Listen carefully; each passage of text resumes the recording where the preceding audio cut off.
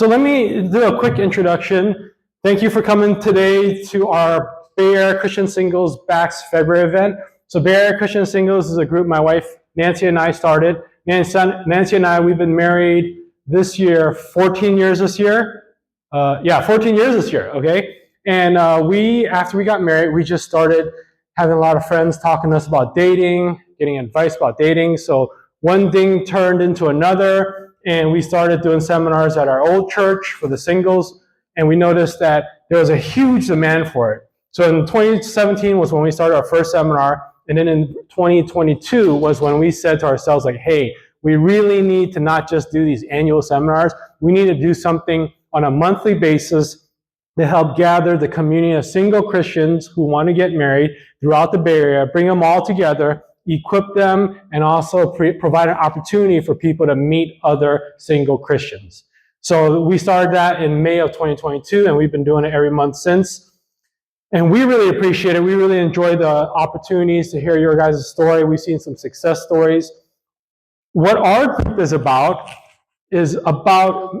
equipping and connecting Bay Area Christian singles for dating and marriage. This is our mission right here, to equip and to connect Bay Area Christian singles. So what we emphasize is, for Nancy and I, we want to make sure that people who are in the Bay Area, single Christians who want to get married, have the best tools to their disposal to be equipped and ready for the process of dating, but also marriage. Because it's not just about getting married, right? Because getting married is just the beginning. We want to make sure people are equipped. And we realize over the years, talking to different people, that when it comes to equipping, a lot of us, we may be lacking in certain areas that we don't even know about. And that's why we have these seminars, in order to talk about topics, bring things up, and hopefully kind of challenge you guys to examine, where is it that I'm lacking in? It's kind of like, for example, if you're in a sport, right? If you're in basketball, like my kids are in basketball right now, you can't just say, hey, practice basketball. You need to tell the kid exactly where he's lacking. Is he lacking in dribbling? Is he lacking with shooting, passing, defense? And you need to work on specific areas. And that's the same when it comes to dating as well, and marriage. A lot of times as single people, we think the issue is we haven't met the right person. But part of the issue is actually maybe we haven't really equipped ourselves and dealt with areas in our lives that we need to deal with. And those issues are lingering, and because of that, we don't find success in dating. Now, besides equipping, we also focus on connecting. Connecting because if you are equipped, if you're the most godly, amazing Christian, if you are like Jesus, right? And you go out there and you start trying to date people, but you don't have a network, you're not meeting any single Christians on a regular basis, well, the chances of you getting married are next to zero at that point.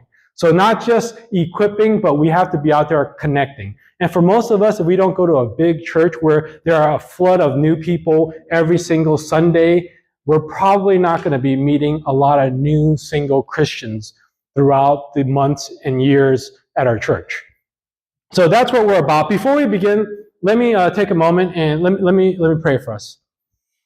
Father, we thank you for this gathering here, for this church, and this opportunity to talk about things, Lord, and to challenge us. And I pray that as I share some words, Lord, your Holy Spirit would open our eyes, Lord, and help us to see ourselves in your grace, to see ourselves in your truth, Lord, and that your truth in the Bible would help us to be transformed, that we could be transformed to become more equipped, Lord, and more ready for marriage. And I pray for all of us here that desire that you would speak to us, encourage us especially, Lord, because sometimes it can be very, very daunting and discouraging. We thank you and pray in your name. Amen. Okay. So that's our mission. Our mission is equipping and connecting. But here's the other thing about our group. Because our group is not just about, hey, if people don't get married, then it's a failure. Because what our group is about is we actually have a deeper vision, which is to use dating and marriage to bring out the life-transforming power of the gospel. Well, of the gospel. So what I always like in our group too is essentially, you know how some people, they go to China to teach English, right? Christians, they go to China to teach English, but the purpose is not just to teach English, right? You're teaching English in order to have an opportunity to bring the gospel to people out there. Some people go to San Francisco and they feed the homeless. The purpose is not just to feed hungry people, but the goal is hopefully to use that feeding to create an opportunity where people will end up hearing and understanding the transforming power of the gospel. So that's what we're about. So we are trying to use dating and marriage to flesh out the gospel more so that you guys come here for dating and marriage, but you guys leave with a greater appreciation for what your salvation is about. And I think today is a really prime example of that. Because today, the title for today's message is Evangelism Principles That Will Change How You Date. Okay? Evangelism Principles That Will Change How You Date. And what we're going to do is we're going to kill two birds with one stone, if you will. What we're going to do is we're going to talk about evangelism and principles of evangelism that may not be very apparent. And we're going to take that principle and we're going to talk about how it applies towards dating. And there are a lot of correlations between evangelism and dating that we might not be aware of. And I always say in our group, if you are good at evangelism, and when I say good at evangelism, I'm not saying like be at a street corner yelling at people.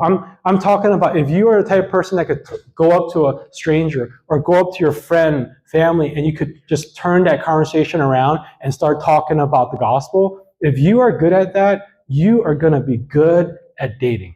And we're going to cover some of those principles here today. So the goal here is twofold today. Okay? Our goal today is that you would leave and you would be better equipped for evangelism, because the fact is most of us are probably not evangelizing the way we should. Some Christians are not sharing the gospel at all. Secondly, hopefully by the time you leave, you would have a new approach towards dating. That you don't just go with the normal approach that every Christian at your church has been going through, which we'll talk about in a little bit, but that you would have your eyes open and say, hey, I'm going to approach dating differently because now I see how I should be approaching evangelism. Now, before we get into some of these principles, let's talk about what evangelism is not, okay? And I can send you guys a slide afterwards too, okay? So if you guys want it afterwards, I'll send it to everybody. So what evangelism is not. We need to define what evangelism is and what helps us to say what it is not. And there are a lot of misconceptions of what evangelism is. So evangelism is not inviting friends to church, okay? Now, a lot of people use that as an opportunity to evangelize. I don't think it's very effective, but we tend to say, hey, I want to share the gospel. I want my friend to be a believer. My first step is to bring my friend to church, okay? Bringing your friend to church is not the same as evangelism. So just because we bring 10 people to church doesn't mean we've shared the gospel with 10 different people. Sharing a Bible verse, telling someone God loves them, that's not evangelism either. Okay, that might be part of the process, but just saying God loves you is not evangelism. And there are a lot of non-Christians who would say that as well to each other. Now, winning a debate about evolution, how marriage is only between a man and a woman, and how other religions are wrong, if you talk to a non-Christian about all these topics and you win that debate, it still is not you evangelizing to this person. You can win every argument you can imagine. And there are a lot of arguments out there that a non-Christian would bring towards a Christian who's trying to talk to them about God. You can win all those, but that is not evangelism. Offering to pray for a non-Christian. I'm not saying, and a little disclaimer, I'm not saying these things are things we should not do, okay? So don't leave thinking like, Brian's saying don't do these things. Like praying for a non-Christian, I'm not saying don't do it. But don't think that by just saying to a non-Christian who's struggling with something and say, hey, I'm praying for you at this time. That is great, but that is not evangelism. Okay, living a good life to show God's love, right? I'm going to live my good life. I'm going to be gentle. I'm going to serve. I'm going to sacrifice for people. And kind of like the quote out there that people attribute to Francis of Assisi, which is something like, preach the gospel with words if necessary. Something like that. Well, the idea is basically you live a good life. You preach the gospel through your good deeds with words if necessary, which means you can do it without words. Well, the thing about evangelism is nobody is evangelized by you living a good life. No one can come to Jesus and be saved and forgiven of their sins simply because Brian lives a really good life and now that non-Christian is inspired by that. That does not save anyone. Because I'll guarantee that there are a lot more non-Christians out there who are living a better life than you and me. So living a good life is not the same as evangelism. Now, community service events, okay? Community service events. A lot of churches, we do things. We help with the elementary school. Maybe we fix their fence, or we go and we mow lawns, or whatever it is, Operation Christmas Child. All these different things we do to serve our communities. They're wonderful and great, but do not mistake doing those things as evangelism. And then lastly, this word outreach. Outreach events, right? A lot of churches, we do things like, instead of Halloween, we have Harvest Festival, and we bring the community in. And we have the Christmas musical, the Easter, a big potluck or whatever, and we reach out to the community. Again, not saying those are bad things, but merely doing those activities does not mean we are evangelizing people, okay? So, what is evangelism? Evangelism is the spreading of the gospel by public preaching or personal witness with a call for unbelievers to come to God. What is lacking a lot of times is we are not sharing the gospel. We're just being nice to people. We're sharing kind words with people. If you want to evangelize lost, it involves sharing the gospel, the good news, which means this: if you share the good news, you also have to share the bad news. Okay? You can't share the good news without the bad news. And a lot of times, Christians, all we do is we share the good news. We say, Jesus loves you. Jesus has a wonderful plan for you. And Jesus is going to save you and bring you to heaven. And the person is thinking like, what do you mean save me from heaven? I'm already going to heaven. Well, so what are you talking about? So when we talk about the gospel, and we could go into this and talk about it for weeks and weeks and weeks about what it's about and what we need to share. But the gospel, which is the good news, includes the bad news as well. You need to prepare them for the good news by sharing the bad news. And it includes public preaching or a personal witness, talking to your friend, your family, your coworkers. And it also involves this call to unbelievers to come to God. So it's not just, hey, I'm just laying out some facts, John. Here are the facts, boom, I told you, I'm done. It's not like that at all. It's, here are the facts, and John, God is calling you to him. He is asking you, he's giving you an opportunity to be forgiven of your sins. Is this something you want to do? That is what we're talking about when we talk about evangelism. So let me share a little inspiring story. How evangelism helped me find a wife. Okay? It's true. It's a true story. Now, some of you guys are thinking, oh my goodness, Brian shared the gospel. He dated Nancy as non-Christian and he saved it. No, it wasn't like that. We at BACS do not encourage missionary dating, which is going out there, meeting a non-Christian and then saying, hey, you know, I love you, you love me, let me share the gospel with you, and trying to get them to become a Christian. Bad idea. There's always someone out there who has a success story, but for every one success story, there are 1,000 other terrible, horrible stories that we need to hear about. It is very, very rare that that happens. But for our story, let me share a little bit about that. Nancy and I, we met when we were 29. When I was 19 years old, some stuff happened that set things in motion where I would meet Nancy 10 years later and end up marrying her. I became a Christian when I was 17 years old. Born and raised in San Francisco, very, very anti-God, believed God existed, but didn't want to live for God or anything like that. So when I was 17, April, right before college, in September, I ended up becoming a Christian. And when I went to college, my brother was there, and my brother challenged me, and I met a bunch of other Christian friends, and we started sharing the gospel with people on campus at UC Davis. I mean, we would do it for 2-3 hours a day, 4 times a week on campus, just going up to strangers, talking to them, going up to groups of people, talking to them, and it was a great experience. Now, I had some amazing conversations back then, and I learned so much through my experience. I developed this boldness, I developed this ability to talk to people, ask good questions.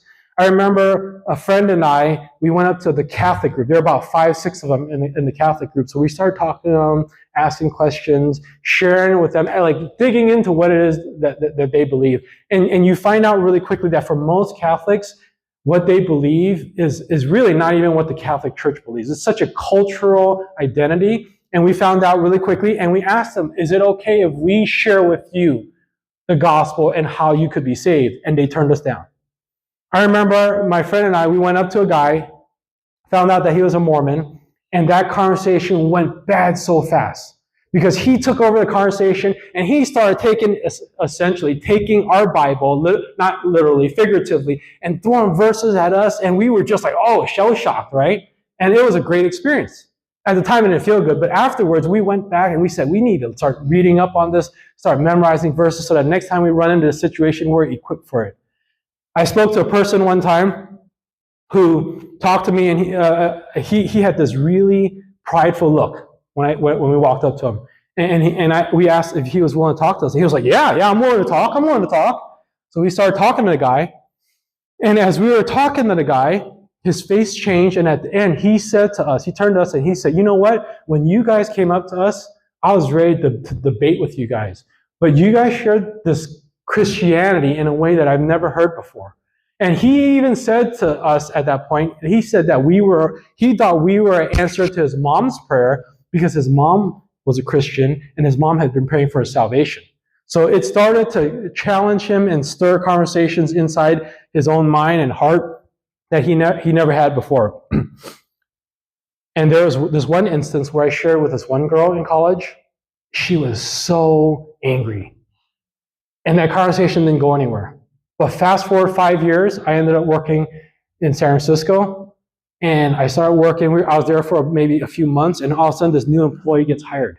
And guess who it is? That very girl. And then she knew one of my friends. And then she ended up telling one of my friends that she remembered that she talked to me about the gospel.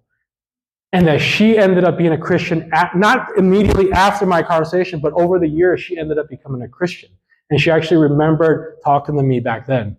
So you never know what happens when it comes to evangelism. You never know what can happen as a result. For me, through my evangelism, I ended up finding a wife. And how that happened was this. In my sophomore year, I had a friend from high school. She was 1 year older. She transferred to UC Davis.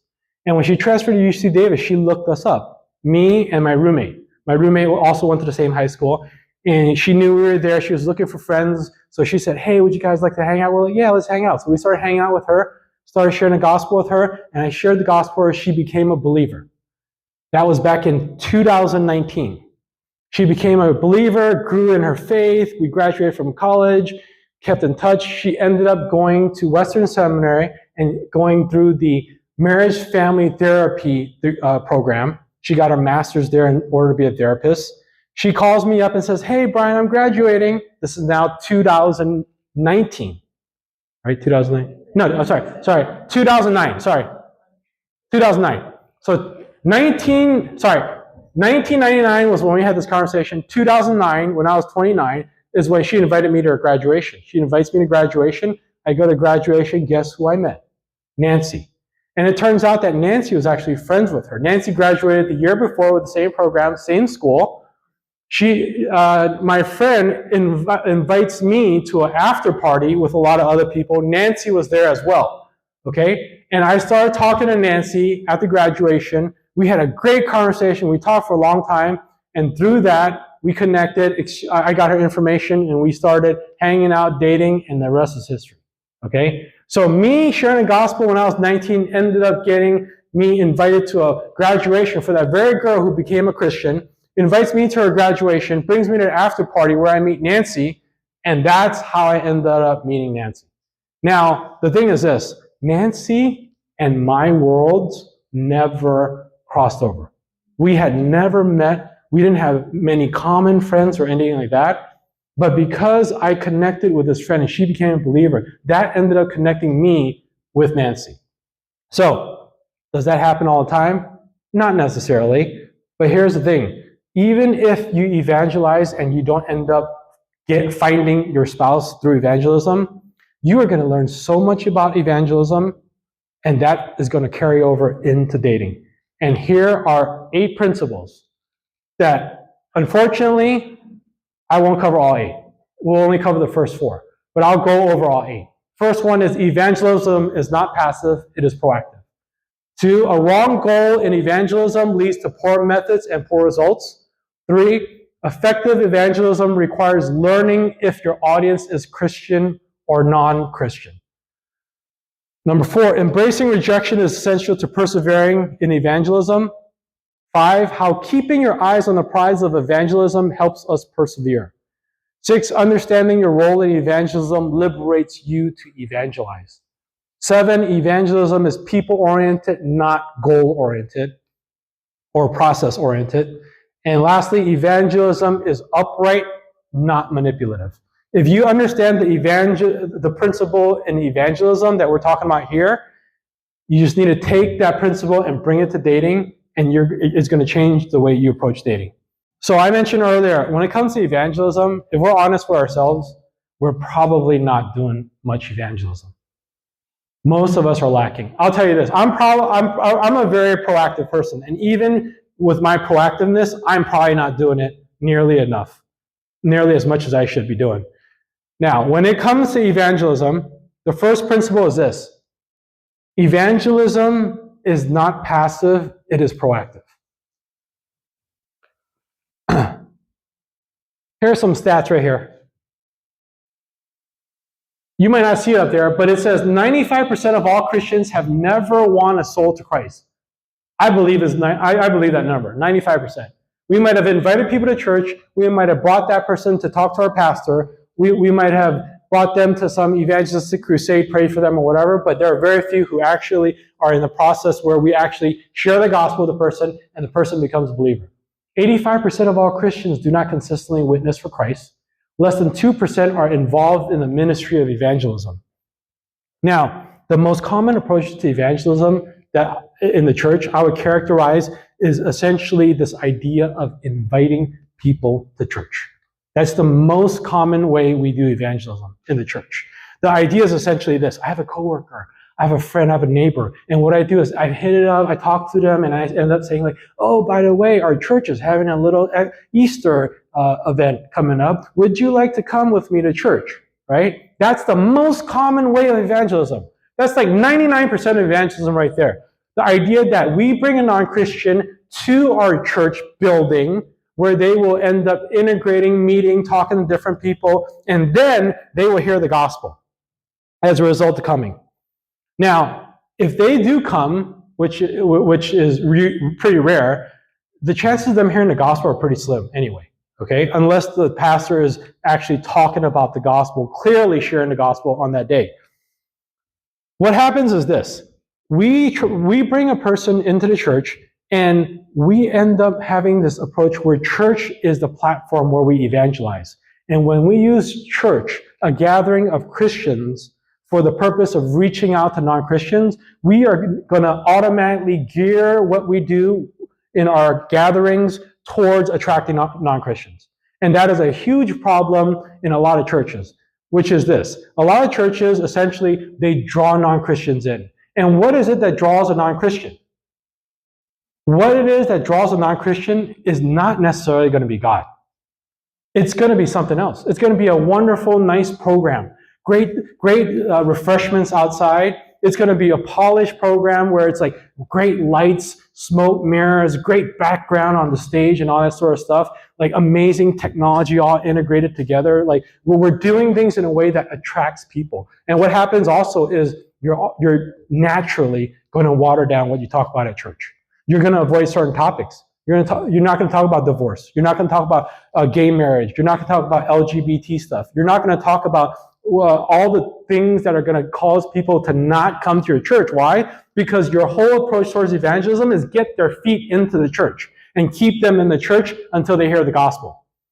You're going to cater towards those non-Christians, and what's going to happen is you're going to lose your identity as a gathering of Christians.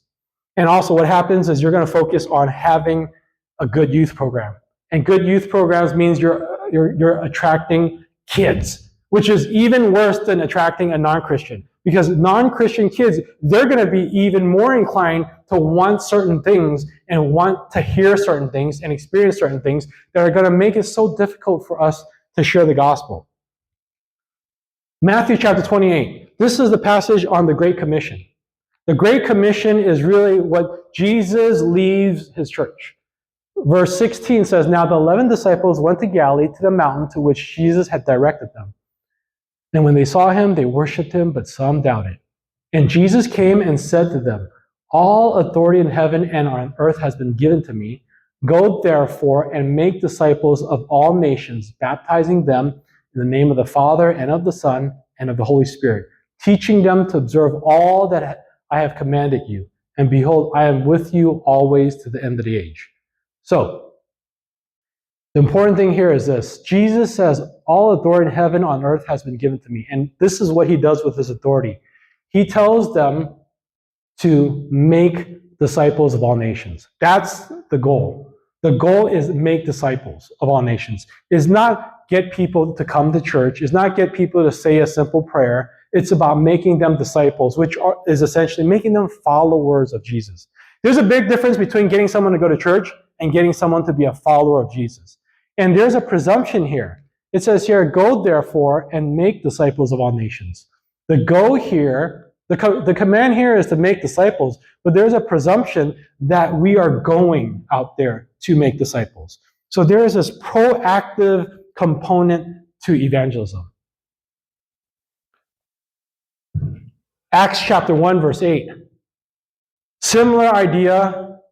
Jesus meets his disciples, and he says, but you will receive power when the Holy Spirit has come upon you, and you will be my witnesses in Jerusalem, which is where they were at, and in all Judea, which is the area they're at, and Samaria, which is the neighboring region where there were Samaritans, non-Jews, and then to the end of the earth. So there's this idea of you start here, you keep moving on and on and on to the end of the earth. And that's what the Apostle Paul did. The Apostle Paul was so proactive. He was always thinking about, I'm going to go somewhere that no one's ever preached the gospel before. And he wanted to push the boundary and go further and further and further. It is very proactive. Now, this proactive initiative of going out to the world to evangelize is missing in the church. Let me explain it this way, okay? All right. You have ambush predators and you have these pursuit predators. Ambush predators are like crocodiles. Pursuit predators are like those lions. So with a crocodile, how does a crocodile hunt? What the crocodile does is this. It's stealthy. The crocodile hides. I love watching National Geographic and watching what happens in the animal kingdom. And I'm an expert, really, because of all I've watched. And my kids actually know more than me now because of the internet. So crocodiles, they don't jump out on land or fly and swoop in and grab you. What do crocodiles do? They just stay in the water. They hide in the dirty, murky water, and they're just right under the water level. Maybe their nose, their eyes are sticking out, but you can't see them. And what happens is the gazelle needs a drink, and the gazelle walks up to the water line, and he starts drinking. And as the gazelle is drinking, that crocodile could be a foot away from his face, and the gazelle has no idea. Why? Because that's how crocodiles operate. All they need to do is hide and not do anything, and wait until some animal comes to them, and then when they come to them, what happens? They pounce on them, and that's it. That's how crocodiles operate. Now, when it comes to evangelism, most Christians were like crocodiles. What we do is we wait until a non-Christian comes, and there's a non-Christian, we need to welcome them, we need to start talking to them. The thing is this, you're not going to get too many non-Christians coming to your church. Some churches we get a lot more, but most churches we don't get that many non-Christians coming. I don't know if you've tried. I was a non-Christian before, at an older age, 17 years old. Okay, I didn't grow up in the church, and I knew how hard it was to go to church. Because for me, going to church was like, you want me to wake up early on Sunday, miss a football game possibly, and you want me to go to a weird place with weird people, and they're going to be singing weird songs, because I didn't sing songs at all growing up, okay? And they're going to sing weird songs. They're going to have weird clapping patterns and all that kind of stuff. They're going to pass around a plate to ask for money, and I'm going to feel pressured to give the little money I have already. And then they're going to pass another plate with some wafers and some grape juice, and then they're going to say, don't take the grape juice and the wafer dough unless you're a Christian. And then now I need to sit there weird. Everybody sees me not taking it, and I feel super weird about it. And then if I don't feel welcomed, do you think I'm going to come back again? No, I'm not going to come back again. It's one and done for most people visiting churches. If they don't have a good experience, you know what they're going to say? They're going to say, I've done that church thing.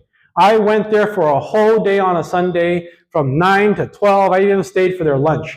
And you know what? I've experienced the Christian thing. I know what it's about. And they're going to walk away and say, no thanks, it's not for me. So the next time you invite them to church again, what are they going to say? They're not going to go. And the thing is this, if you keep waiting for them to come to church to share the gospel, you're probably not going to share the gospel because they're probably not going to come. Now, the problem is this, when it comes to Christians and evangelism, it's come and see. Okay? It's come and see what Christianity is about. Now, the other example are the lions. The lions, they're completely different. You see, a lion doesn't lay down on the grass sleeping, and then all of a sudden he wakes up and then there's a pride of lions, like 10, 15 lions right there. And then all of a sudden you don't find a gazelle just eating grass right there, right? That doesn't happen. The lion needs to go out there and he needs to find his prey. He needs to stalk his prey. He needs to start going out there, chasing his prey and taking his prey down. Because if he doesn't go out there and find his prey and hunt, he is not going to be eating.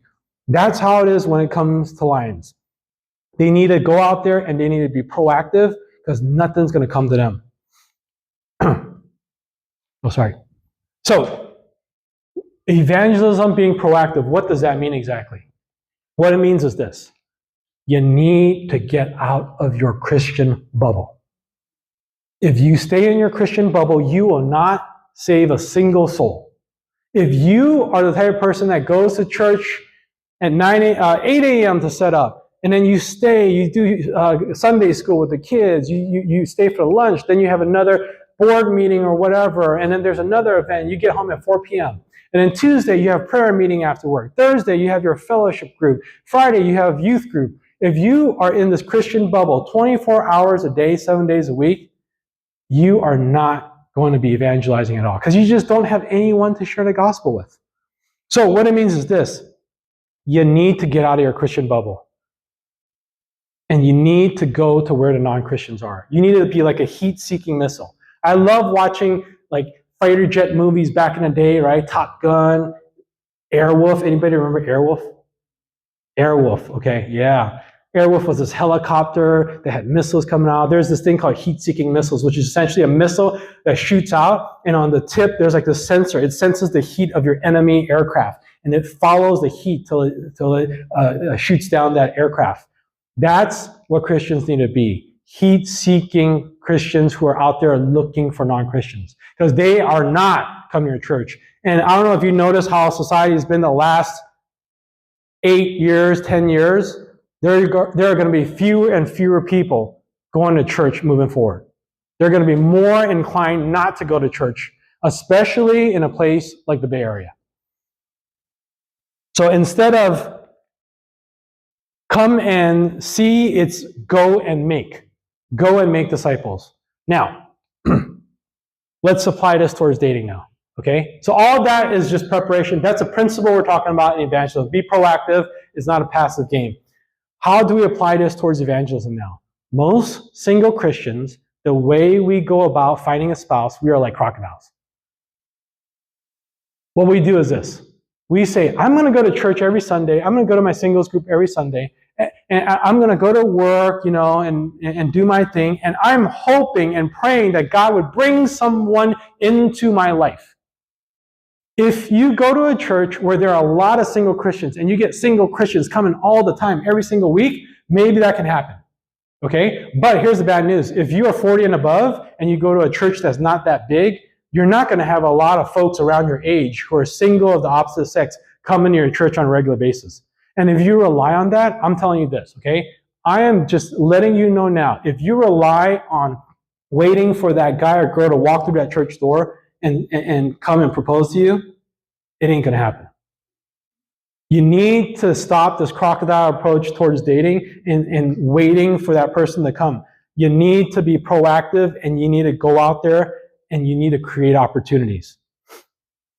And another thing is this, if there is a single Christian that comes to your church, right, of the opposite sex and you're interested in them, here's another issue. And this is a different issue, but I'll just bring it up anyway.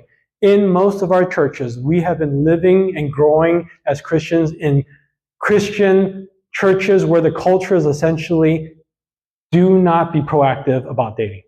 If you are proactive, it's kind of frowned upon. You're not really trusting God. You're not seeking God's kingdom first, right? The idea is seek God, serve God. I'm not saying don't do it, okay? But the imbalance is this. Seek God, serve God, do nursery for the infants or whatever, and then your husband or your wife is going to come along somehow and end up serving the same ministry as you. While you're changing that diaper, you're going to look over and there's another guy changing a diaper, and you're going to be like, oh, eyes meet and like, we should get married, right? It doesn't happen that way, okay? So, what's the practical takeaway for us here, okay? When it comes to evangelism, if you are not going outside of church, you're not doing evangelism. You're probably not doing evangelism. You do not have enough non-Christians going to your church probably, where you can say, hey, we have 100 people in our church, and we are really proactive about evangelizing. If there's one person coming through and you guys share the gospel with him, it's probably just one person sharing the gospel. It's not 100 of you guys talking, which means that the other 99 people aren't doing a single thing about evangelism. How do we go out and engage, right? First thing is this. If you want to evangelize and you want to go out there and be effective evangelism, you got to do it with a team approach. You can't do it by yourself. It is much better doing it with a team approach. We talked earlier about lions, right? I mentioned lions and not cheetahs for a certain reason. Cheetahs hunt by themselves. Why is it that cheetahs hunt by themselves? Because cheetahs are so fast, right? They're so fast. They're the fastest land animal in the world. They go out there, they're fast, they can hunt, boom, get their prey. Lions are not that fast. There are a lot of other animals that are faster than a lion, and what the lions do is this. They hunt in packs, right? You got like 8, 10 lions going out there. And you got like 1,000 wildebeest, 1,000 zebras out there. You've seen it, right? And what happens is the lions start breaking up those groups of zebras, cutting them in half and half and half again. And eventually what happens is there's going to be one zebra that's by himself. And what happens? They jump on that zebra, right? They hunt together. A lion hunting by himself, it never happens. You watch all those National Geographic videos, the lion never hunts by himself because it is so hard for a lion to be effective at that. They do it as a team, and that's what evangelism should be as well. It should be done as a team. So, you got to get a team. And then the next thing is this. You got to take meds, okay? Meet and engage deeper. You need to approach every evangelistic opportunity with this idea. You meet the person, and then you find an opportunity to engage with them deeper. So, let's just take, for example, evangelism. Don't invite them to church. Rather, what you should do is this. I and my 2 friends love badminton. We are going to intentionally go to the badminton club, sign up for a monthly membership, and we are going to play badminton and have fun, but we are also going to be proactive about meeting non-Christians. And once we meet that non-Christian, what we're going to do is this. We're going to engage with them in a deeper way. We're going to meet them at the badminton club, and we're going to engage deeper by telling them, hey, Susie, Warren, and I are going to have lunch after badminton. Lisa, would you like to come, right? They are more inclined to do it if there are a bunch of you guys that are already going to do it. If it's just me going out there as a guy and I say, hey, Susie, would you like to have lunch after badminton? It could be really awkward. So you work as a team, you invite people, maybe they come out for lunch, Jamba Juice afterwards or whatever, and you don't have to share the gospel right there. You're just engaging with them in a deeper way, and then eventually what happens is this. You engage more, and then you will have an opportunity to share the gospel. Okay? Another way of doing it is this. Go online. Okay? Now, if you want to have a conversation with a non-Christian, you can have one like in the next week. And I've done this many times. I don't recommend it if you're a single female unless you're doing it with other people. So if you go online right now and you say, hey, I would like to meet up with anyone. I would like to learn Spanish. I would like to learn English. And I can, in exchange, help you learn English. Right? Did I get the languages right? I will help you learn English. You help me learn Chinese. You help me learn Spanish. You are going to get people emailing you like off the charts. There's going to be so many people contacting you about that. Or I've even done things where, hey, I'm a Christian. I'd like to create a little Bible study open to non-Christians or Christians. Would you like to meet together at Starbucks or something like that and just talk about spiritual topics? You put that out there, you're going to get people that are interested. It's a crazy world out there when it comes to the internet. You can put the most random thing on the internet. Someone is going to respond, okay? And if they know you're a Christian and they know you want to talk about God and you want to talk about the Bible, you're already one step ahead with most relationships. You've already had that foothold there where you're able to talk to them about God because they know exactly what they're signing up for. And what happens is this: you meet up with them, you talk with them, and you start engaging deeper right there. You start talking about all kinds of spiritual topics. So let's bring this towards dating now, okay? Same idea when it comes to dating. Instead of waiting at your church for that person to come, you got to be proactive and you got to take meds. You got to meet the single Christians and you need to engage deeper with those single Christians.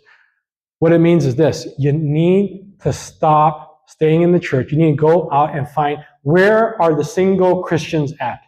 So for example, you guys are here at BACS, which is great. There are other groups in the Bay Area for single Christians. Find out where those groups are and go to those groups. There are a lot of groups that are on Meetup, right? There are a lot of groups that you could just go online and find and go with other friends. And when you go to all these different groups, what you want to do is this: you are meeting those single Christians. Maybe there are certain single Christians, a guy or girl you're interested in. Well, since you're going with two other friends, the game plan should be, hey, we are going to have a brunch next Saturday. And then the three of us, if we meet anyone in this group that we enjoy, it doesn't have to be someone you're interested in. It could just be someone, another guy, another girl that you appreciate who's single. You just tell them like, hey, we're having brunch next Saturday. Feel free to bring a couple of single Christian friends as well. And that is how you start meeting new single Christians. Okay? And once you meet that single Christian there, you go to brunch or you have a barbecue or whatever it is. Once you find that guy or girl that you're interested in, then that's where you need to engage deeper. And you need to find an opportunity to be creative. And we've talked about this before, so we won't go over all of this. But you need to find an opportunity to have more one-on-one opportunities with them. Something simple as coffee is fine. And then that's how you start developing these opportunities to find someone to perhaps explore whether there's potential for marriage. The problem with evangelism and dating could be illustrated like this. You have one guy on the left with one pole, and you have another guy on the right, and he's got like 6 poles. The guy on the left is essentially the Christian who is saying, I'm going to share the gospel with people when they come to church. I'm going to invite my friends to church, right? That's his only method. He's a one-trick pony. When it comes to dating on the left, it's basically the person that is waiting at church, waiting for that person to come visit them at that church, that new guy or new girl. The guy on the right, he's got a lot of things going on, okay? He's not just like, hey, I'm just waiting, see who comes, right? He is out there, he's throwing out those lures, right? He's got different methods. Hey, someone comes to church, I'll talk to him. Hey, I'm doing this coffee thing, I'm doing this badminton club, I'm doing all kinds of different things to meet non-Christians. And if it's a single Christian, same idea. They have all these opportunities. They have these different events that they go to on their they set up on the calendar, maybe to do a little online dating, a little speed dating. They're diversifying what they're doing. If you rely on one way of doing it, it's going to be difficult. So, what's going to drastically change your chances of getting married is to go from this guy to that guy. And most of us, we are not of the mindset where we're proactive about finding opportunities. And then I'll say one other thing. I'm going to give a plug for what we have been pushing in the last months, which is BACS MOs.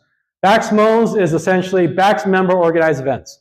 We have been really encouraging you all to be taking the initiative on your own and creating opportunities. Okay? So instead of going to badminton club or whatever, which is fine, you are actually creating your own opportunity. And some of you guys here have done quite a few events. We've had quite a few in the last 3 months. And these opportunities are great because when you have someone come, you make sure they understand that you need to bring another single Christian friend. And what happens is you start expanding the people that you're able to meet. And unless you do something like that, you guys are just going to end up waiting at church for your opportunity. So the next one we're going to talk about is a wrong goal in evangelism leads to poor methods and poor results.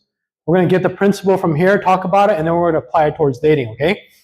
So let's just say you're the type of person, you're like, go, go, go. You're going out there, you're sharing the gospel, you're evangelizing, you're talking to people all the time.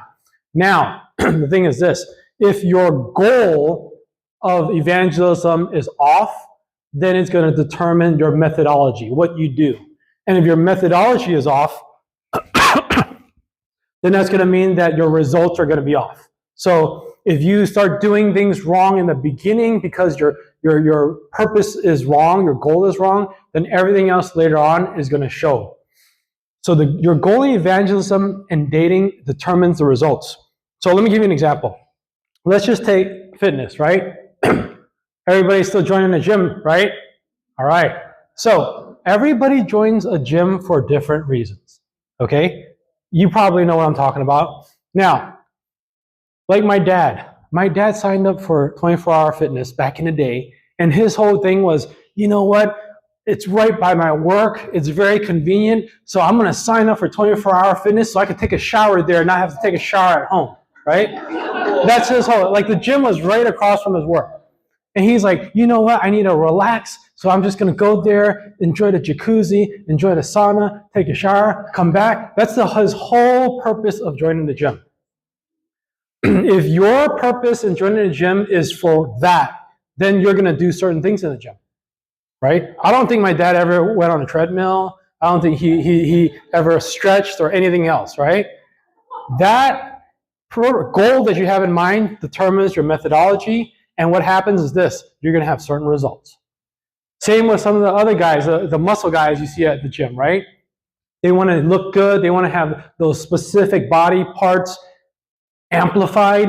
So what do? They work on the bench press, chest exercise, arm exercises, or whatever, and you see them in shorts, and you can tell that they never worked out their legs, right? So you have certain goals in joining the gym.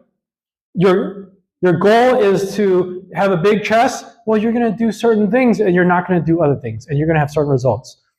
Or maybe you have, maybe it's the ladies, right? Maybe it's a lady, and her whole goal is, I want big glutes, right? She wants big glutes, and she's going to work on those exercises that gets big glutes. And then if she needs to run half a mile to save her life, she won't be able to do it. You have certain goals, you embark on certain methods, and you will have certain results. And that's how it is when it comes to evangelism and dating as well. When it comes to evangelism, if your goal is to get someone to attend church, then you're going to go about it a certain way. You're probably going to water down the message. You're probably going to try to entice them to come to church with fun activities, a good experience. If your goal in evangelism is, hey, I just want this guy to recite a prayer. And that happens all the time. A lot of people who share the gospel, they're just about, hey, you know what? I'm just here. I want them to pray the prayer. Because if they pray the prayer, then they're going to be a Christian. They don't spend the time to work through where that person is, what questions they have, deal with issues that they're struggling with. Instead of going through all that difficult work, it's just like, hey, if you pray this prayer, you are going to be a Christian. And I said it many times before. That's exactly what happened with my parents. I brought my parents to my church back in San Francisco many, many years ago. The elders talked to them and said, hey, Mr. and Mrs. Toy, your kids are Christian. They're going to go to heaven after they die.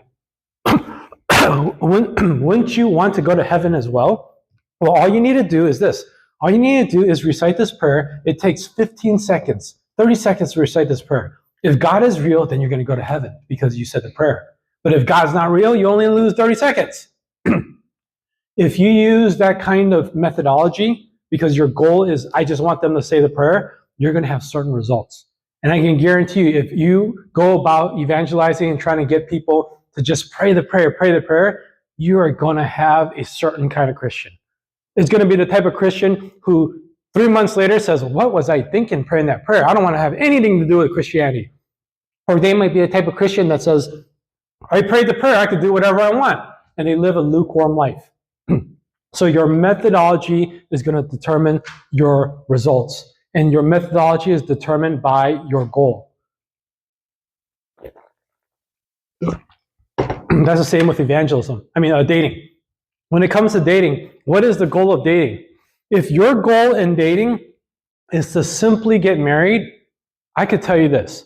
Your methodology is going to be you going out there, trying to impress the person, hiding all your flaws. You're going to have shallow conversations because you're afraid of getting into deeper conversations. You're going to try to ingratiate yourself. You know how, like, when you watch TV, sometimes there's a guy, he just comes and says, you know what, I'll pay for this, I'll pay for that. They pay for the rent, car insurance for the girl, and all that kind of stuff. Why? Because they want the girl to be indebted to them. That's their methodology. And what happens is they are going to end up rushing the dating process and wanting to get marriage done. Why? Because they don't want that girl or that guy to change their mind.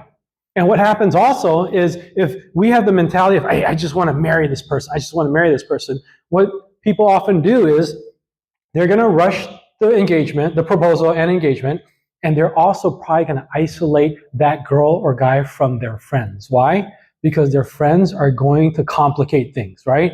The friends are going to say, hey, you might want to think about this. You might want to put a pause on it. And what do they do? And that's not what the guy or girl wants, right? The guy and girl wants to get married, and they don't want any outside interference. So they take that person, isolate them, never let them talk to anybody else, their family, their friends.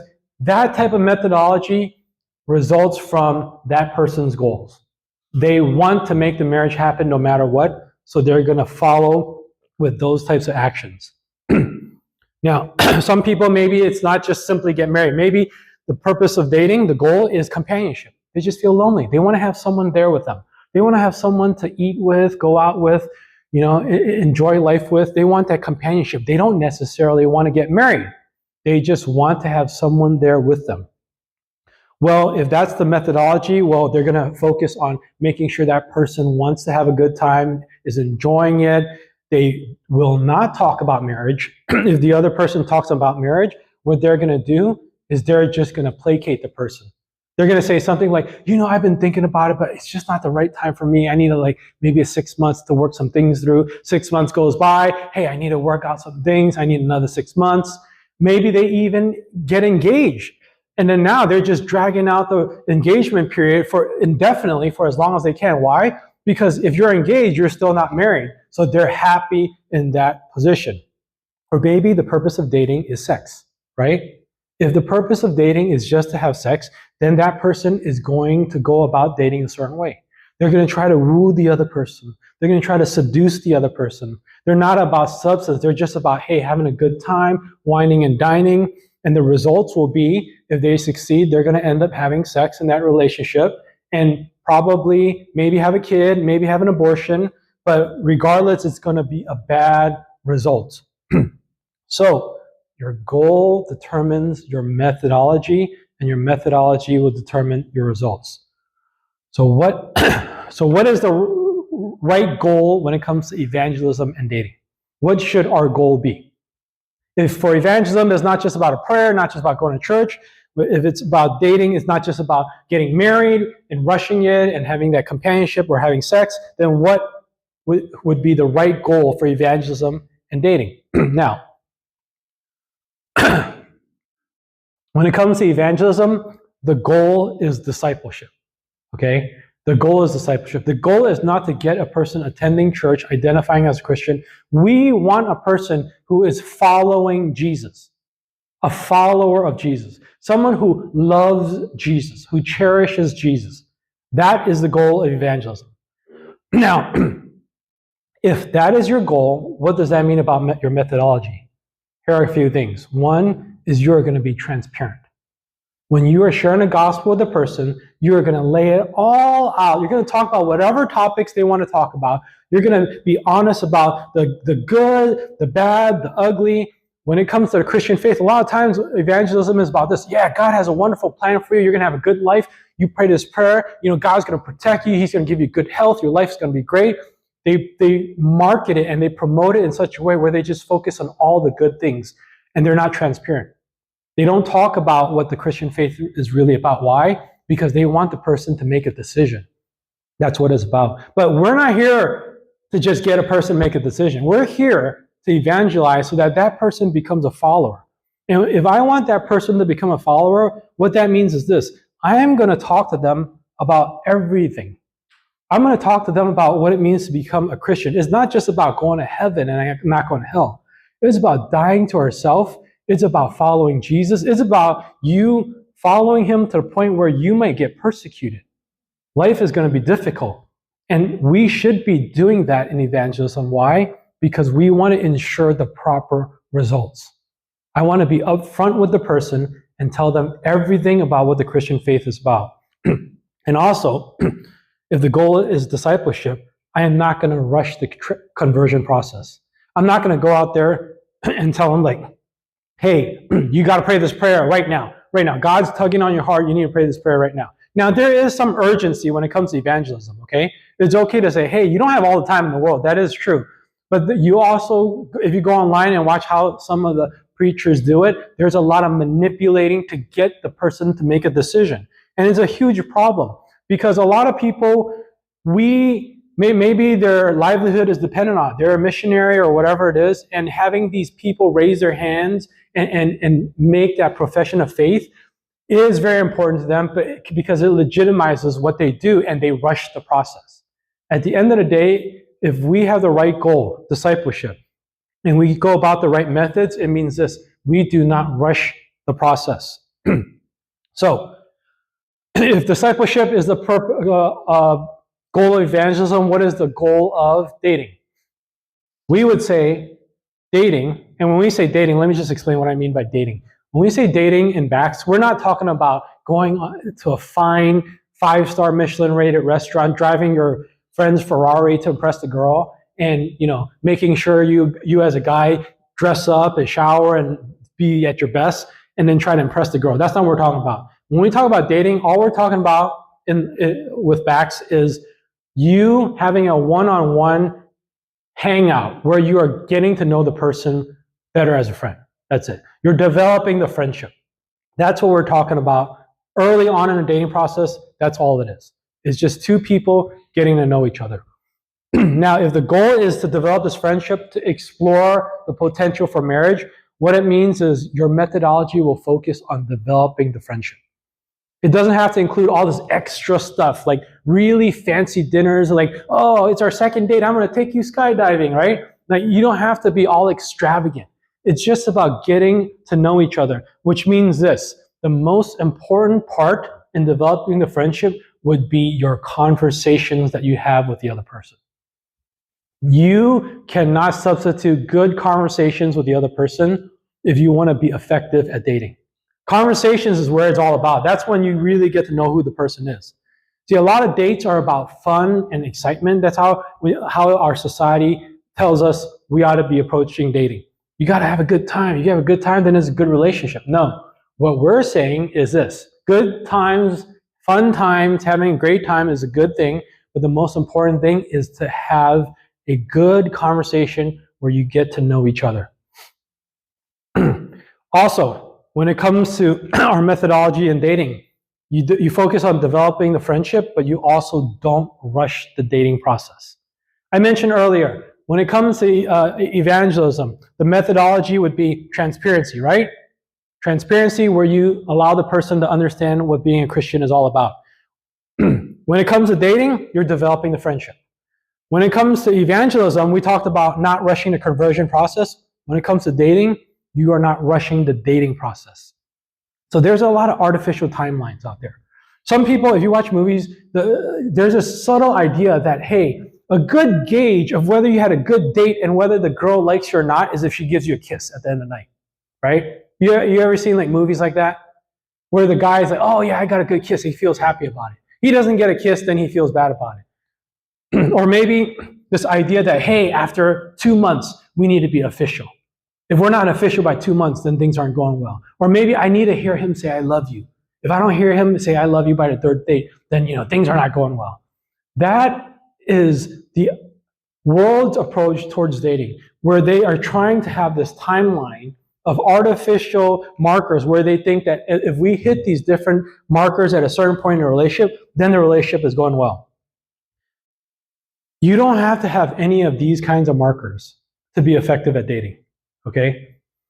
What you need to do when it comes to dating is to not rush the dating process and allow the friendship to develop as you go along, naturally.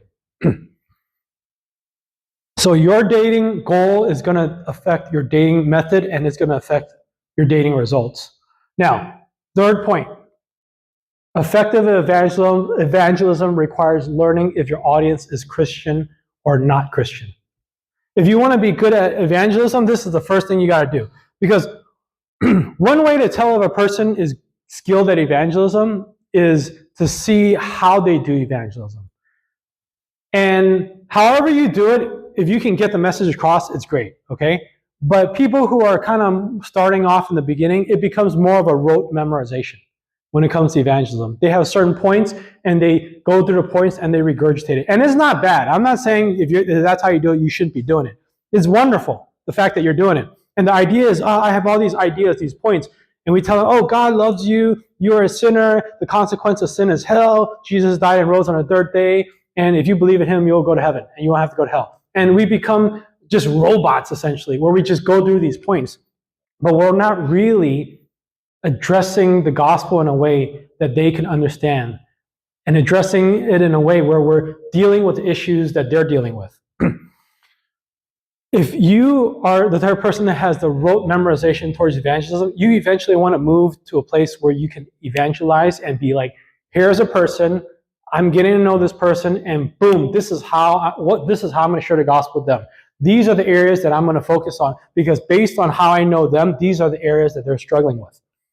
What I mean by that is this. For example, let's just say I share the gospel with a person, and the person, I ask them about their religious background, and they say, oh yeah, I grew up in the church, I became a church, basically all my life, I was born in the church. My parents were Christian. I went to church all my life. So I'm a Christian as well.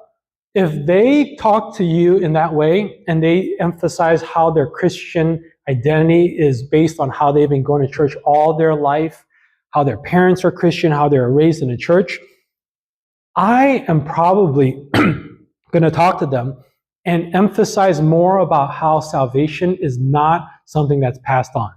I don't have to spend so much time talking about Jesus as much, because that's not an area of contention. Now, if I'm talking to a Muslim or a Buddhist or Hindu or something like that, maybe I need to talk about Jesus a little more for them. But if this person really is going to church, and it is a legit church, but their understanding is, I'm a Christian simply because I go to church, even as a little kid, then I'm going to try to deal with their presupposition and flawed view that because they grew up in the church, they're a Christian. And I'm going to emphasize that you need to make your own decision. And you need to make your own decision to turn to God. It doesn't matter what your parents did, your great-great-great-grandparents did. You need to make that decision on your own. And if you don't make that decision, you are not a believer. Or maybe if a person is a Catholic, right? You run into a Catholic person. You don't need to tell the Catholic person that Jesus was born of a virgin, right? You don't need to tell the Catholic person that Jesus is the Son of God. They're probably on board with all that.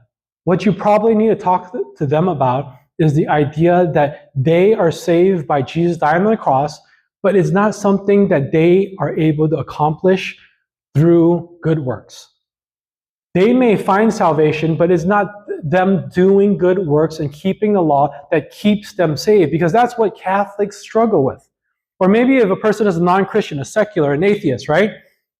I am not going to spend so much time talking about a lot of the other matters until I start dealing with their presupposition that there is no truth. Because if they are of the idea that, hey, there's no truth, whatever you believe is what you believe, whatever I believe is what I believe, and we all believe in different things. And at the end of the day, it doesn't matter what we believe. We all believe in the same thing. I'm going to try to work on that and break that down and address that flawed view. So whenever you do evangelism, here's one thing to keep in mind. This is the golden rule 1 of evangelism. When you go up to a person and share the gospel with them, and they tell you they are a Christian, never assume they are a Christian. Okay? Never assume the person is a Christian. And I'm not saying this in a judgmental way. I'm not telling you to just be super critical of people. I've shared the gospel with so many people, and once the person tells me they're a Christian and I dig into more of what that really means, it's very easy to find out that a lot of people in America who say they're Christian are not Christians. I would say the number is easily more than 50%. There is so much cultural Christianity in America. Even in California, there's a lot of cultural Christianity where these people say they're Christian, but at the same time, everything else they believe is completely contrary to the Bible. You guys have personal experience. Let me get a raise of hands. Raise your hand if you've ever been on a date with someone you met online on a dating app, and that person clicked Christian in their profile, but when you went on that first date, you were like, this girl is not a Christian. Raise your hand if you've experienced that. All right, that's about like 12, 14 people there, right? So, you know how easy it is for a person to pass themselves on as a Christian when they're not. So, how do you know if a person is a Christian or not? Okay? There's a twofold test. We'll only go through part one today. You need to find out what it is they believe about God and salvation, and you need to find out how they live their life. Okay? Now, when I bring up these 2 points, I'm not saying it's foolproof, okay? I'm not saying it's 100% you know. At the end of the day, only God knows who's saved or not, okay? So, but these are ways to kind of gauge and get a better understanding of whether a person is a Christian or not. And the reason why we bring this up is because we talk to everybody who joins BACS, and there's a lot of people in BACS. I would say probably 10 people or more who have shared their story with us, and the story essentially is this. I met this guy, I met this girl. He or she was a Christian. I believed him. We got married, and I found out he's not really a Christian. And the reason why that happens is because they do not understand how it is we could figure out who is a Christian and who is not a Christian. Now, common argument that people give to us is this. They say, hey, Brian, aren't you being judgmental about this, okay? Aren't you being judgmental to kind of determine who's a Christian, who's not? Again, I'm not saying I'm the final authority on this, but I do think the Bible gives us a lot to help us understand exactly what it is that kind of helps us understand who may be a true believer versus someone who is a false prophet, someone who is just making things up. Because when it comes to the Bible, Jesus himself even tells us that when it comes to the people who are true believers, he actually tells us that there is a way to figure out if a person is a believer or not. Okay? And the way we figure that out is this. When Jesus was talking to the religious leaders, what he said to them was,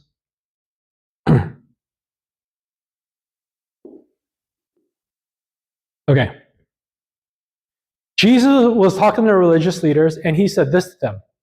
He said, John 8:24, I told you that you would die in your sins, for unless you believe that I am he, you will die in your sins. So right there, Jesus is very clear. He is telling them, hey, you are going to die in your sins, but because you do not believe that Jesus is who he is. They did not see Jesus and believe Jesus for who he was.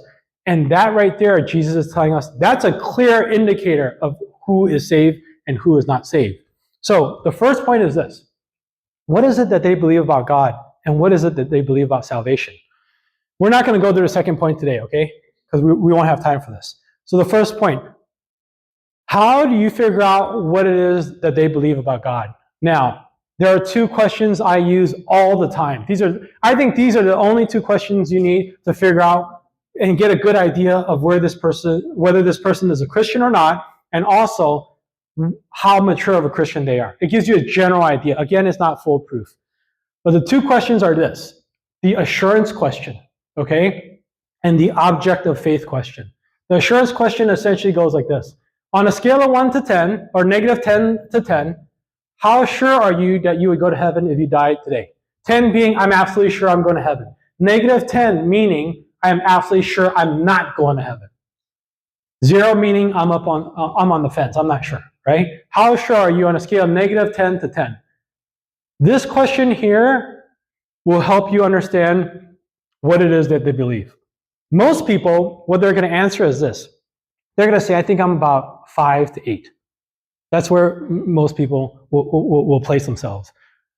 In my many years of sharing the gospel, I've never had a person tell me that they're a negative 10. No one ever says that. Because if they're a negative 10, they would not be able to function. They would be curled up in a ball in their room, stressed out about where they're going. So most people, they're a 5 to 8 or something like that because they're like, yeah, you know what? I think I might go to heaven. I think I have a pretty good chance. A lot of people don't say 10 because they feel like it's being very arrogant, right? And then, so the first question is very important because the first question helps you understand where they're at, how sure they are of their salvation, okay? Now, as Christians, okay, if we understand how it is we're saved, and the second part of the equation is there, meaning the part I talked about how we live our lives.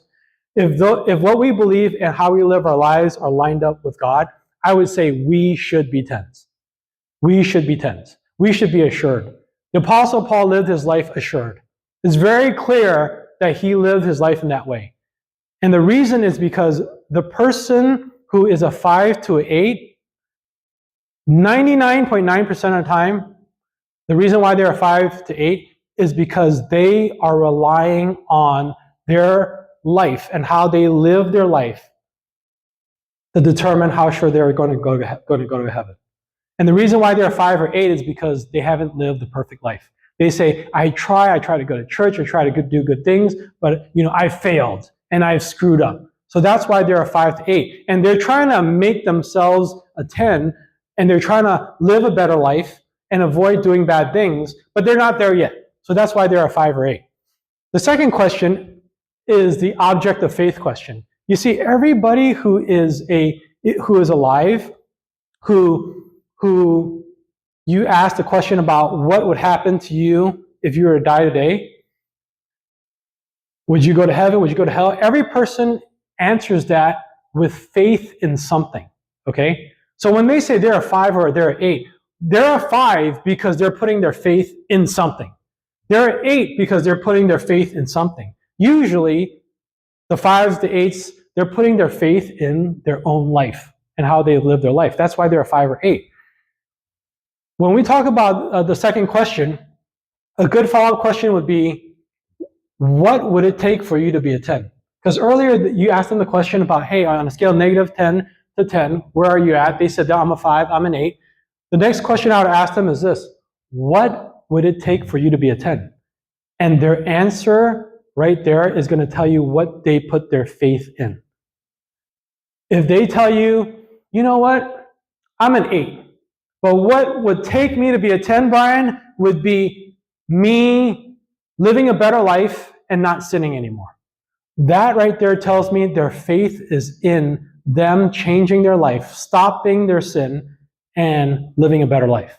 If they say something like, you know what, Brian, I would be a 10 if I went to church every Sunday. What that tells me is this: they are putting their faith in their church attendance. The second part of that question is this: if you were to die and stand before God and he asks you, why should I let you into heaven? What would you say? That's the same as the first, the question right above. It's the same question. It's phrased in a different way. If you were to die and stand before God and God said, why should I let you to heaven? Whatever that person says right there is what they're putting their faith in. That is what they're trusting in.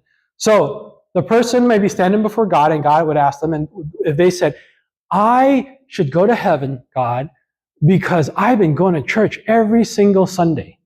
That tells me that that is what they're trusting in, their church attendance. If they say, hey, God, it's because, I screwed up, but I've tried really hard and I'm very sincere about how I live my life and I try my best to live my life, that tells me that they're putting their faith in how they live their lives. And if that is the answer, right, they should not be assured of their salvation. They should not be an 8 or a 5. They should be a negative 10. Because the Bible makes it really clear that if we trust in anything else other than Jesus dying for our sins and giving us his righteousness, anything else, any other act, any other good works, any other avoiding of bad things, that answer will not suffice. And that person should understand that they are not saved, which is what Jesus said earlier, that if we do not believe he is who he is, then we will die in our sins. It's very, very clear in the Bible, but the thing is, people are a 5 or 8 because they don't understand what God requires. They think that God only requires that they try their hardest to be a good person. So here's a practical thing to take away. When you are on a date or talking to a non-Christian friend, a neighbor or something like that, asking these questions here that I laid out can be a little awkward, right? Like, can you imagine if you go up to your neighbor, he's mowing his lawn, and say, hey, by the way, Bob, on a scale of -10 to 10, where would you be at, right? It's super weird. These questions are good for, hey, I go to the campus, wherever it is, and I say, hey, would you like to talk about religion? These questions are perfect for that because you already laid the groundwork that this is a religious conversation. So how do you go about it if you are talking to a friend, right, that you've known for a long time? Or maybe you're on a date because you met some guy online and he checked the Christian box in his dating profile. How do you ask these questions in a way that are more subtle, right? So here you go. Unfortunately, we can't see the top part, but let's just say this is the first question. The first question about, hey, on a scale of -10 to 10, where are you at if you were to die today? How sure are you that you're going to go to heaven? Well, what's more important than the question you ask is how you ask it. The tone, your body language, and also what preceded the question.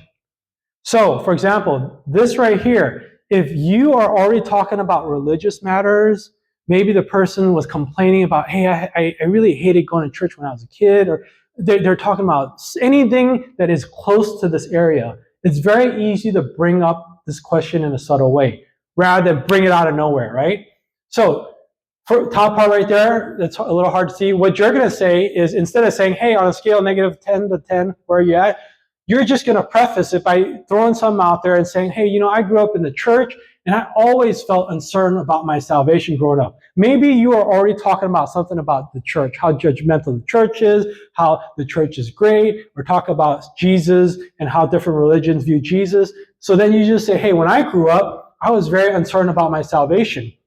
I mean, what about yourself? How did you experience whether you were sure of your salvation growing up or not? I mean, were you like very certain about your salvation? Like, were you like, hey, I'm going to die, I'm going to go to heaven? Or were you kind of like, hey, I just don't really know where I'm at, right? You're phrasing the question in a different way, more of in a conversational way now, which is a lot easier to engage in that conversation. Now, option one, your date could say, yeah, I was always about a 5 and uncertain about my salvation until I went to college. And then that's when, in college, that's when I felt more at peace and I became a 10. Well, if they say something like that, that's great. Because now you're going to ask them, so what happened? What changed to get you from a 5 to 10? And right there, their answer is going to help you understand what they put their faith in. When you ask them what changed to get you from a 5 to 10, whatever it is that they say at that point is going to tell you what it is that they are putting their faith in. Or option two, right? You ask that first part up at top, and then your date responds, yeah, I've always been about a 5, and I still am today, right? Then you could go into the question of, why do you think that is? What do you think is missing for you not to be a 10? What do you think you would need to be a 10? It's not about the question you ask, it's about how you ask the question. Question number 2, if you were to die today and God asked you why he should let you into heaven, what would you say? Instead of just asking that outright, you could say, I've been having these spiritual conversations with my coworker. Like you're talking about somebody else, right? Maybe the conversation right before was about religion at work or something like that. And you say, hey, I've been having these conversations with my coworker. What would you say? You're asking them for their advice, but also finding out what they believe. What would be the simplest way you would explain to a non-Christian what they need to do in order to go to heaven? Right there, you're asking them for advice about a conversation you're having with another person, but really what you're doing also is you're finding out what it is that they believe. Or you could ask them, what would you say to a Christian who says everyone goes to heaven and that no one goes to hell? If their answer is option 1, I would say that they are right. Everyone will go to heaven. If you hear that, then you need to leave, okay? Option 2, if they say, hey, I would say they are not right. Some people are going to go to heaven, some people are going to go to hell, and some to heaven. Your follow-up question would then be, how would you explain to people how God determines who goes to heaven and who goes to hell? It's all about how you phrase the conversations. That's why I keep saying, if you are good at evangelism, if you're good at evangelism, you can sit down with a person and you can start moving towards the gospel and they won't even know that's what you're trying to do. And that takes a little bit of practice, a little bit of skill. But that's way better than what I said earlier about the rote memorization of, hey, Jesus has a plan for you. You are a sinner and you're going to go to hell unless you believe in Jesus, right? This is way, way more effective. Lastly, embracing rejection is essential to persevering in evangelism. If you are not able to embrace rejection, and when I say embrace rejection, I really mean like embrace it. When I was sharing the gospel back in college, and I talked to so many people, and they would just like turn me down, yell at me, and all that kind of stuff. If you have the proper perspective, you are going to embrace it. You're going to look at that and be like, I am counting this joy to be able to go to someone, share the gospel, and have them reject me. And that's exactly what happened with the apostles back in the book of Acts. They were sharing the gospel, and they were reprimanded, they were beaten, and they counted it joy that they were able to suffer for that purpose. If you have the right approach towards evangelism, rejection is easy. I'm telling you, when I get rejected when it comes to evangelism, I don't lose any sleep at all. And if you have that ability, which you could develop, okay?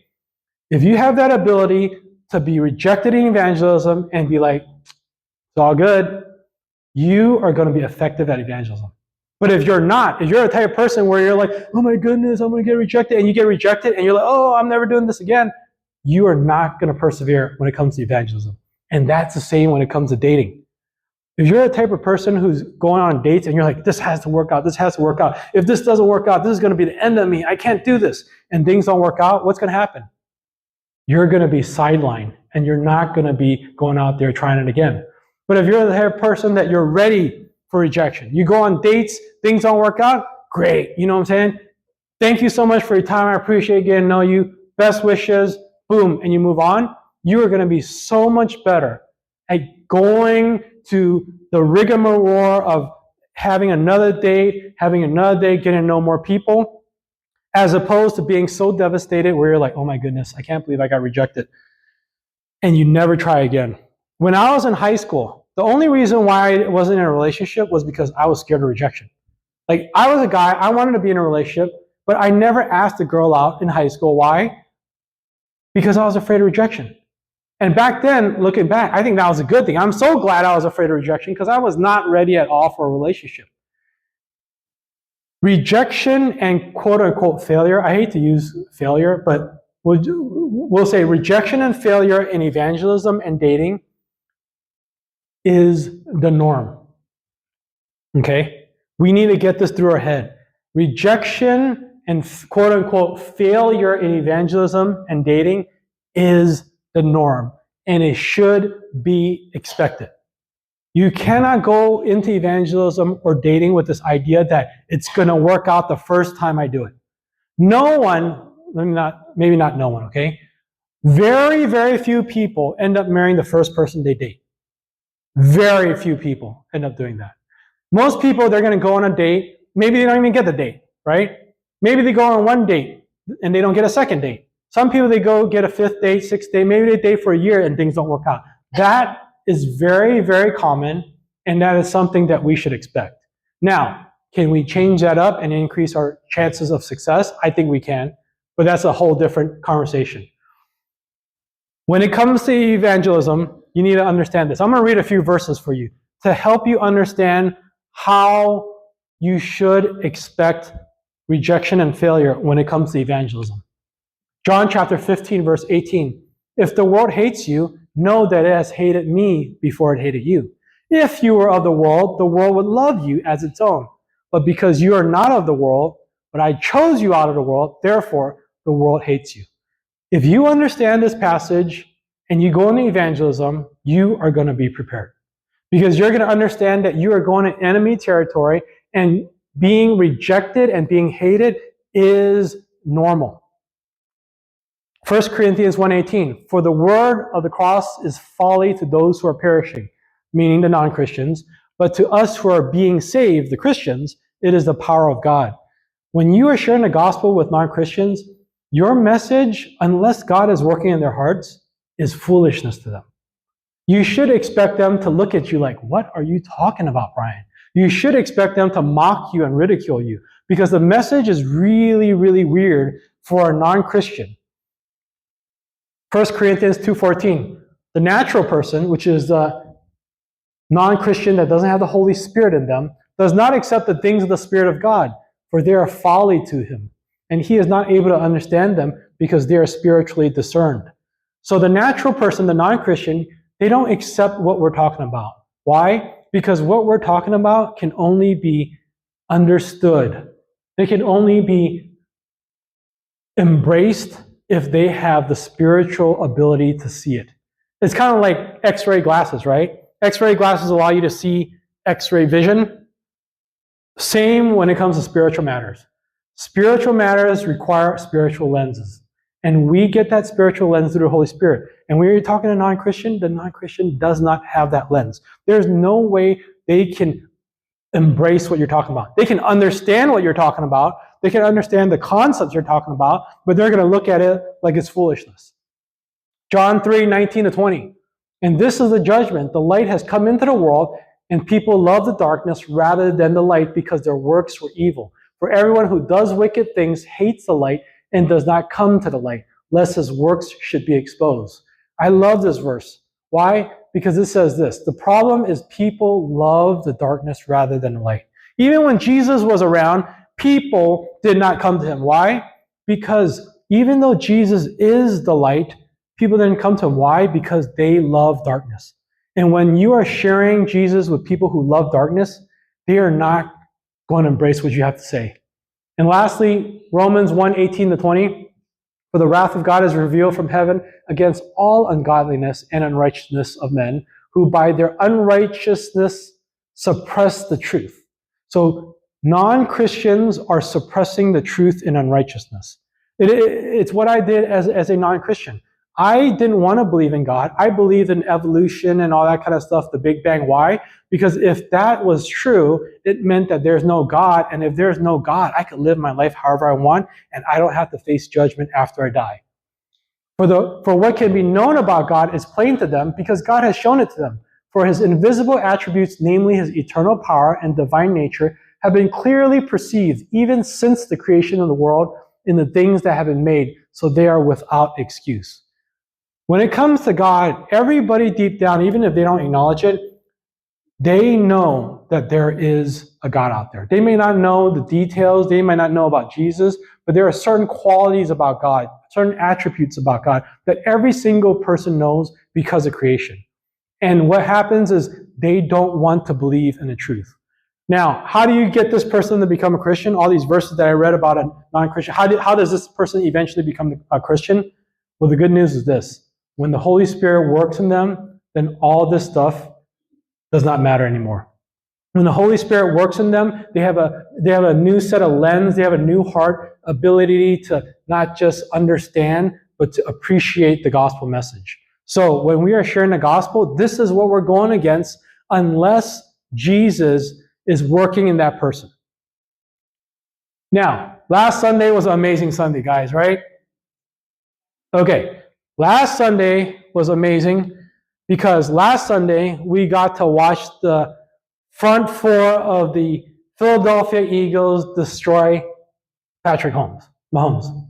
Patrick Mahomes got sacked like 6 times, 2 in a row, and then an interception. It was really amazing what the Eagles did. Like, absolutely amazing. Now, when it comes to football, okay, football is a sport where you're going to get hit. You are going to get hit in football. It doesn't matter what position you play. Certain positions, you're going to get hit more than others. But if you are not willing to get hit in football and get hurt in football, football is not the sport for you.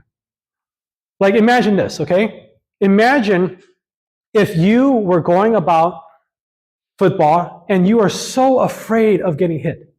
If you are afraid of getting hit, you're going to play football a certain way.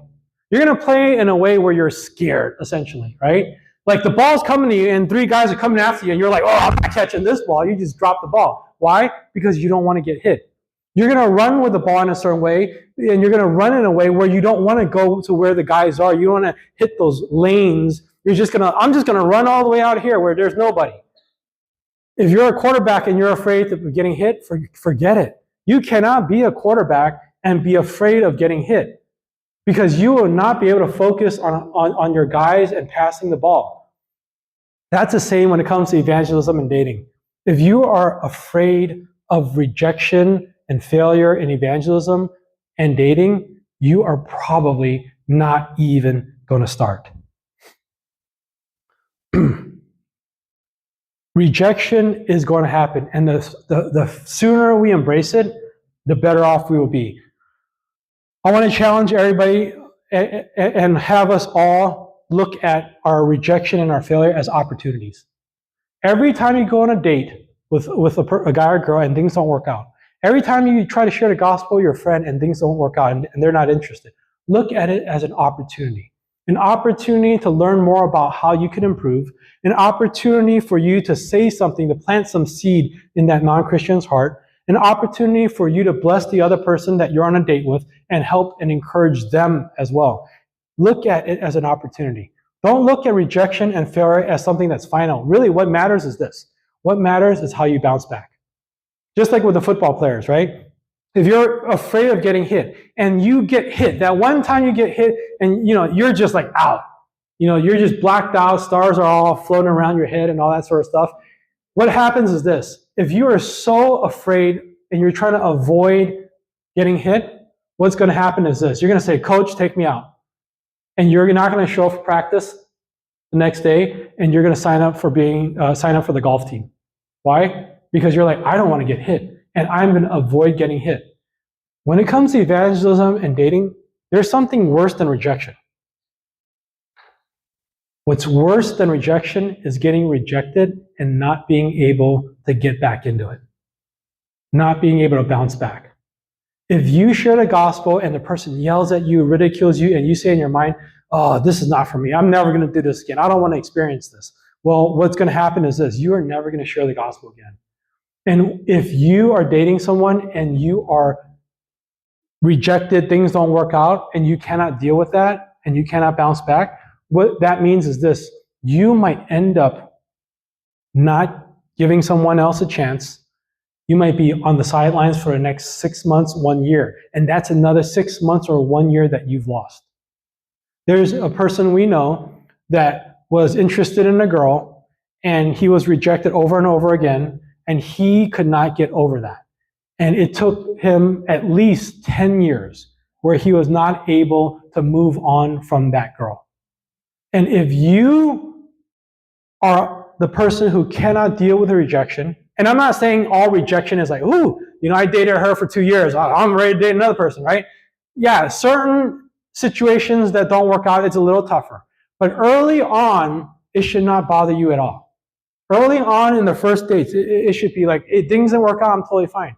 If we are the type of people where if we ask a girl out or a guy asks us out and we don't get a second date and we're just completely devastated and we can't deal with that, what it means is this. You are keeping yourself from finding your spouse because you're not able to get back on the saddle and say, "Hey, I'm going to give this a try again." Now, Thomas Edison is credited with inventing the light bulb. Thomas Edison, when he was a kid, apparently his teachers thought he was really stupid. Okay? He ended up trying to invent the light bulb, and he apparently failed over 1,000 times before he got it right. He tried and tried and tried, and there was a reporter who asked him how it felt to fail so many times, and he said, "I have not failed. I've just found 1,000 ways that don't work." For Edison, his failures were an opportunity. If failures to you are the end, and that's it, you are not going to get anywhere. If failures to you are an opportunity, then you have the opportunity to bounce back from it and to learn from it. So the takeaway is this. The takeaway is there are a lot of people who are not evangelizing because they're afraid of rejection. I know most Christians that I talk to that don't proactively share the gospel, the reason is they're afraid of the process. They're afraid of what they don't know. They're afraid that things don't work out.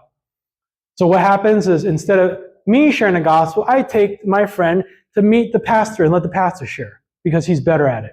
So they don't evangelize. Why? Because they're afraid of things not working out. And it is also true, because we've spoken to a lot of people in this group where a lot of us, we're not taking any initiative. Why? Because we are afraid that things won't work out. A lot of guys, we're afraid of asking that girl out because we're afraid that we'll get rejected. A lot of girls, a lot of girls are not giving an opportunity to go out on a coffee date with a guy. Why? Because they're afraid that if they go on a coffee date, things won't work out. And if you're afraid of that rejection and it's paralyzing you, then you will not get anywhere. Overcoming the fear of rejection and failure is the first step towards success, because faith opens doors that fear keeps shut. The only way to overcome your fear is to have faith in God. That is the only solution. For example, when it comes to evangelism, the only way to overcome the fear of rejection in evangelism is to have this amazing faith where you understand that I can't evangelize and save this person's soul. I am going to go out there and share the gospel with this person, and I'm going to have faith in God for him to change this person's heart. I am just going out there and sharing the gospel. That is what's going to liberate you to evangelize. And in the same way, when it comes to dating, you are saying to yourself, I am putting faith in God in my efforts. I am praying to God all the time for a spouse, and I find someone that I'm interested in. I am going to have faith in God, and I'm going to take a step and ask this girl out. I'm going to take a step and have a conversation with this guy. You are taking action because you have faith in God, and you are trusting in him and hoping that he would help you and guide you through that process. And if things don't work out, you have faith to understand that it's not the end of the world. So we are going to, all right, let's break up in our groups real quick. So here's the QR code. Oh, sorry. So again, the purpose of our conversation today is this: to help us understand evangelism principles, to bring it into the dating world. The goal is this. The goal is for all of us to evangelize more. Okay? This is a singles group, but I want you all, if you take anything out of today, is to have a greater desire for evangelism. All right? Understand that it's proactive, not passive. Okay? You have to have the right goal, because the right goal determines your methodology and your results. You also need to be able to figure out if a person is a Christian or not. And lastly, you need to be able to embrace rejection. Let this be something you take home where you have a fresh perspective towards evangelism. Because evangelism is not an option for Christians. Okay? Many of us, we live our lives like, hey, evangelism is an option. We let the other people do the evangelism. No. If you are not evangelizing, honestly, it's a faithfulness issue. I would just say you are not being faithful. If you are not evangelizing, you are not being faithful. And I'll say this: your desire for evangelism is a great indication of your spiritual health. If you have no desire to evangelize, you probably aren't really appreciating your salvation. If you have a desire to evangelize, that is a really good sign. So hopefully, as a result of today, you guys have a renewed, refreshed perspective towards evangelism, and also hopefully you take those principles and apply it towards dating. Marriage is not something that we are entitled to. God never says every single person will get married, but Jesus did commission all of us to share the gospel.